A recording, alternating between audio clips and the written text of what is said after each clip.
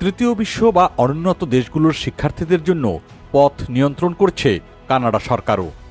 সেদেশেও 2026 সালের জন্য আন্তর্জাতিক শিক্ষার্থী ভিসা আবেদনে কঠোর সীমা বা ক্যাপ আরোপ করেছে কানাডা সরকার।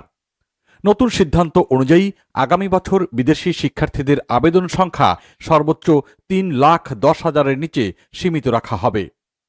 কানাডা গেজেটে প্রকাশিত এক নির্দেশনায় অভিবাসন মন্ত্রী লেনা দিয়াব এই নতুন নিয়ম ঘোষণা করেছেন। তিনি বলেছেন, এটি মূলত একটি মিনিস্ট্রিয়াল ইনস্ট্রাকশন, যার মাধ্যমে স্টাডি পারমিট বা শিক্ষার্থী ভিসার আবেদন প্রক্রিয়ায় বেশ কিছু পরিবর্তন আনা হয়েছে। নতুন নিয়মে বলা হয়েছে, এখন থেকে বিদেশি শিক্ষার্থীদের আবেদন গ্রহণের আগে সংশ্লিষ্ট প্রাদেশিক বা টেরিটোরিয়াল সরকারের অনুমোদিত অ্যাটেস্টেশন লেটার জমা দিতে হবে। এই চিঠিতে স্পষ্টভাবে উল্লেখ থাকতে হবে শিক্ষার্থীর নাম, জন্ম তারিখ ও ঠিকানা। সরকারের ঘোষণা অনুযায়ী 2026 সালে সর্বমোট 1,55,000 আন্তর্জাতিক শিক্ষার্থীকে ভর্তির অনুমোদন দেবে কানাডা সরকার, যা গত কয়েক বছরের তুলনায় উল্লেখযোগ্যভাবে কম। অভিবাসন মন্ত্রণালয়ের এক বিবৃতিতে বলা হয়েছে, নতুন এই সীমা আন্তর্জাতিক শিক্ষার্থীদের প্রবাহ নিয়ন্ত্রণ ও শিক্ষা খাতের স্থিতিশীলতা বজায় রাখার উদ্দেশ্যে নেওয়া হয়েছে। অভিবাসন মন্ত্রী লেনা দিয়াব একই নির্দেশনায় আরও দুটি গুরুত্বপূর্ণ ঘোষণা দিয়েছেন। এর মধ্যে রয়েছে স্টার্টআপ ভিসা প্রোগ্রাম এবং self employed residency stream.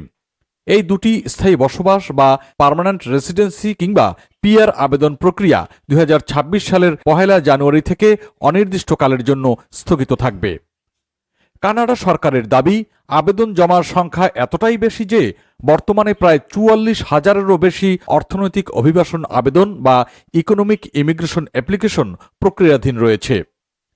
The New York টাইমসের এক বিশ্লেষণ অনুযায়ী এই সিদ্ধান্ত কানাডার ইতিহাসে বড় একটি প্রশাসনিক টার্নিং পয়েন্ট, যেখানে সরকার অভিবাসন প্রক্রিয়ার অতিরিক্ত চাপ ও দীর্ঘসূত্রতা সামলাতে কঠোর পদক্ষেপ নিয়েছে।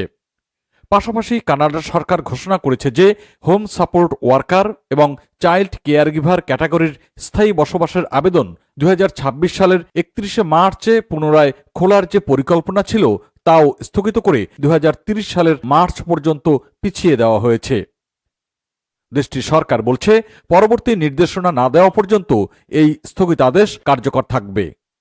তবে এই সিদ্ধান্তে ক্ষোভ জানিয়েছে মাইগ্রেন্ট রাইটস নেটওয়ার্ক নামের একটি সংগঠন।